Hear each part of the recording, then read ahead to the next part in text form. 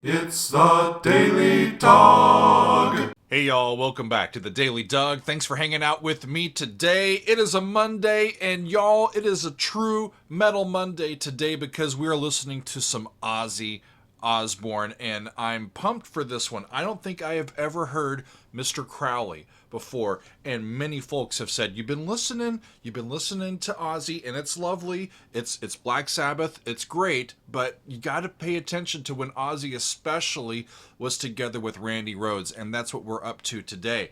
So yeah, this will only be the second time on the channel that I have heard from Ozzy as a solo artist. I heard Diary of a Madman back in episode 232, and that was the title track from his second solo album. Today we are listening to Mr. Crowley, which was the second single from Ozzy's debut solo album, The Blizzard of Oz, which was released in 1981.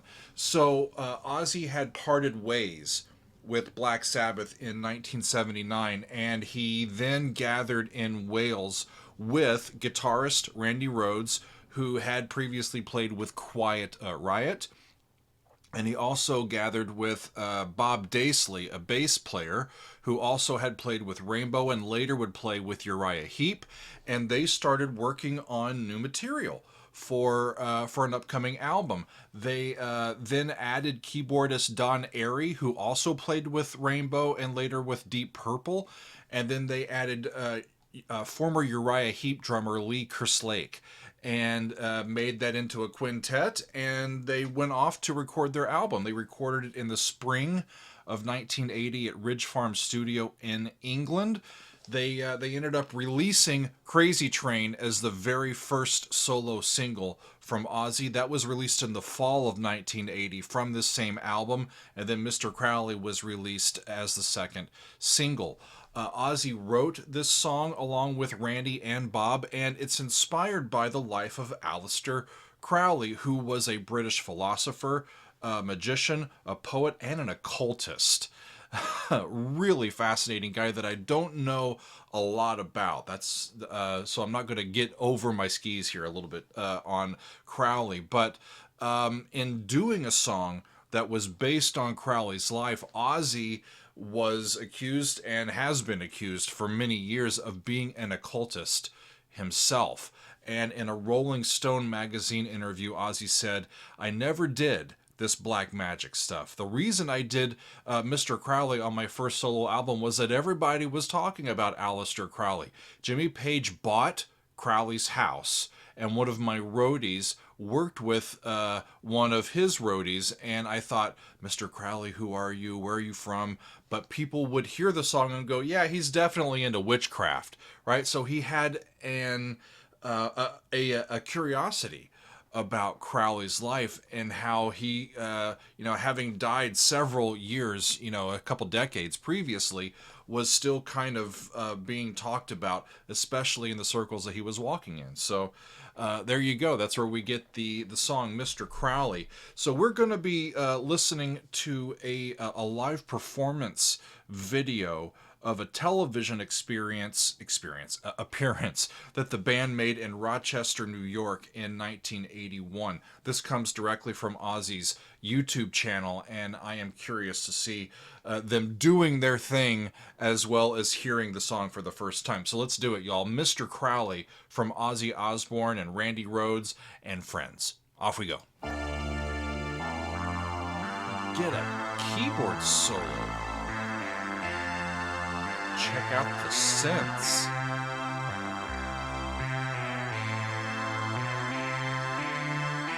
Cool.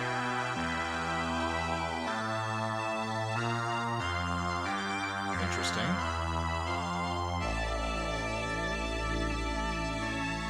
Suspended chord to a minor one.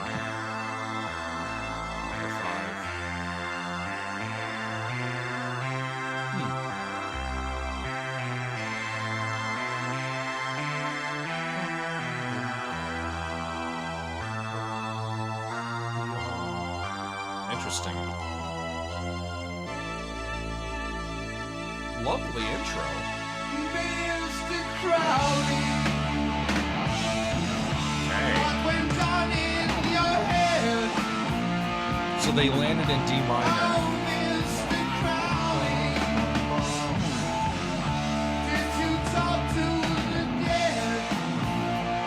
Six.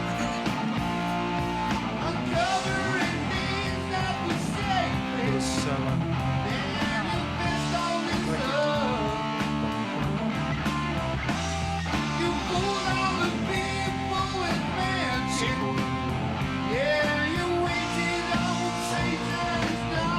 Nice.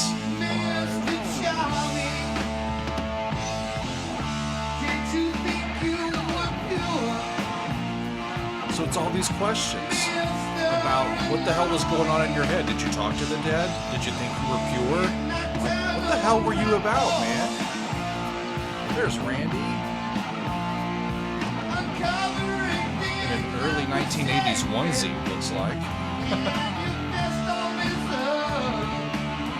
And the bass player stole my pajamas. That's what I wear to bed.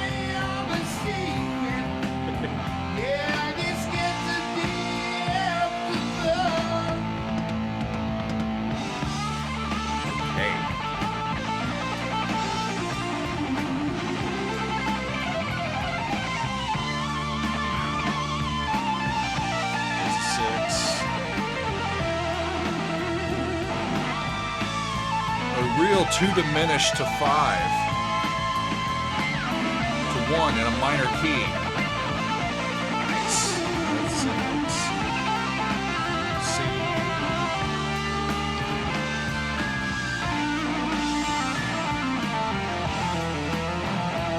There's the 2.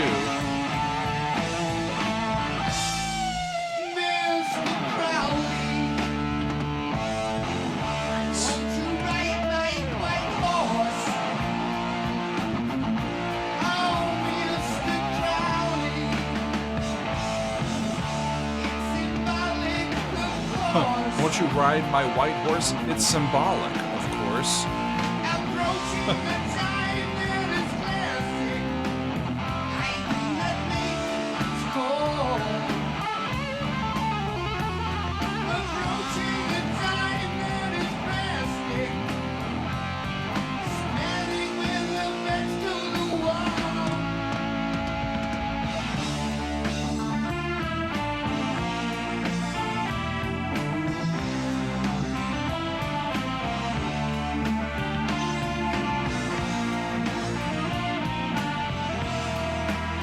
It's a lovely sound, that diminished chord you get on 2, and then with this extended 5.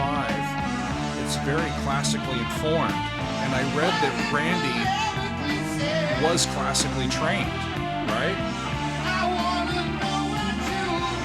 So it makes sense that he would bring some of those sounds and techniques into his rock music.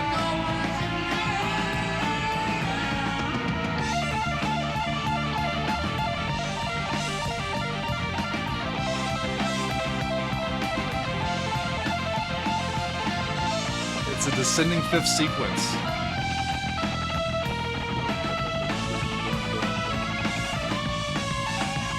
Pure handle. 1. Down to G. Up to C. Down to F. It's a sequential pattern. Down to E. Down to up to F.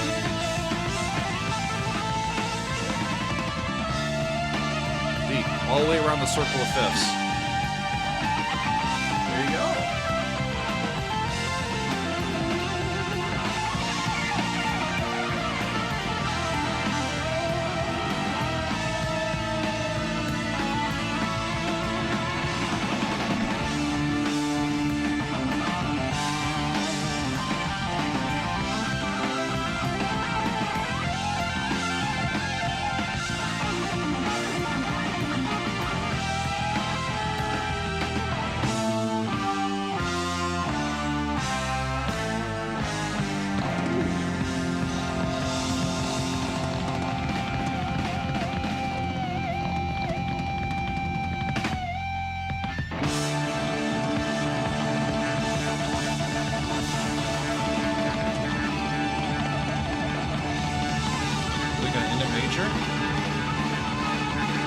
keyboard was hinting at it. Cool. And just like that, it's done. What a fun ride that was, y'all. I really enjoyed that. It's, of course, Ozzy is a gifted singer, rock and roll singer, and a gifted frontman. And I've heard him a lot with Tony and the guys from Black Sabbath. This sounds similar, because it's Ozzy up front, but you get different musicians with their own flair for playing their parts, and Randy is his own musician, right? Him and Tony have completely different styles and color with the way that they interact with their instruments and what sounds they get. That was fun, and I'm glad that I did the version of this where I could see them playing instead of just listening to the original. So really fun. Sadly, y'all, I was reading up that Randy Rhoads died at a very early age, not too long after this, in March of 1982, in an airplane crash in Florida. And I was reading some about that. It's a horrible story. The band had stopped on their way from one tour stop to another, and they weren't even flying a commercial plane. It was just kind of this little joyride that while they were stopped, and most everybody else was asleep, and there was an incident, and he died in the plane crash. In the comments section of the video on YouTube that we just watched, which is on Ozzy's channel, Ozzy himself posted a comment, and he says this: Randy Rhoads was quite possibly the best composer and musician that I ever met in my life. He came into my life like a bolt of lightning, and as such, he was gone again. I consider myself one of the luckiest men alive to not only have met him, but also I had the great honor of being able to work with him.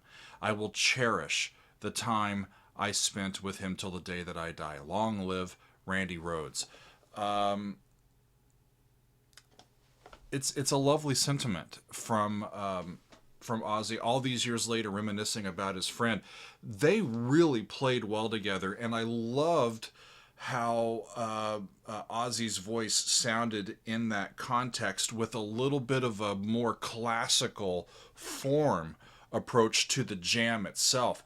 I was shocked when after they had done it a little bit in some of the solos, they had done this motion from the 6th chord in that key, that would be B flat, down to E diminished, and then up to A, and then down to D. They'd done that a little bit, but they hadn't done the whole thing. And then towards the end there, they just go right into the entire circle of fifths progression. The next time that I am teaching some undergraduate students the full circle of fifths sequential progression, I'm going to have to remember Mr. Crowley from Ozzy Osbourne and Randy Rhoads and the guys. That was fun, y'all. Thanks for hanging out with me on a Metal Monday. Mr. Crowley by Ozzy Osbourne. I am sure that I'll get to more from Ozzy soon, but that is all for today. Thanks, friends. We'll see you next time on another edition of The Daily Doug.